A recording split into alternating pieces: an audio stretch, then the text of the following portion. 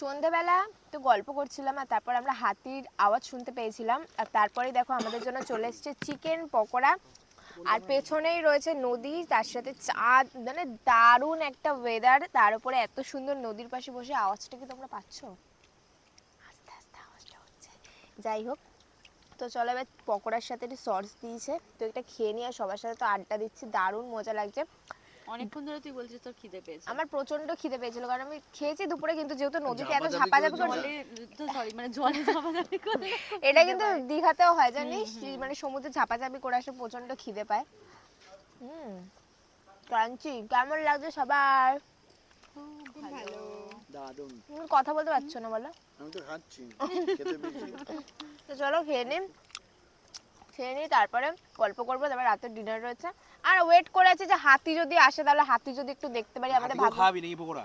হাতি খাবে কি হয়েছে পাশে দাঁড়াবে তুই দিবি একটা বেবি হাতিকে আদর করবো হ্যাঁ শিল্পা আমি দি বলেছি বেবি হাতিকে রেখে দিবি হ্যাঁ প্লিজ আবার বলছে বেবি হাতিটা যে বড় হয়ে যাবে না না अलग ही बोला ना একটা মেমস না अलग ही लेवल ये बंदा है बंदी, এরা बंदी। बंदी এরা এরকমই মানে বলছে হাতি তো কিছু করতে পারবে না ওকে রেখে দিতে বড় হাতি বুঝবে ভাবতে পারছো কি হয়েছে? ছোট ছোট পুচকে ওর কথা হচ্ছে শিল্পাদি ছোট হাতিটা রাখবে ছোট হাতি বড় হয়ে গেলে জঙ্গলে পাঠিয়ে দেবে আবার একটা বেবি হাতি নিয়ে আসবেন রিপন এরকম কি করবে বলছেন এখানে আসার আগে শেরুকে নিয়ে কথা হচ্ছিল বাইক হ্যাঁ। নিয়ে বলতে শেরুর নাম হাতি দেওয়া উচিত ছিল আর তেল খায় বাইকটার নাম বাকি বাইক তো চলো এবার খাওয়া দাওয়া করে নি আমরা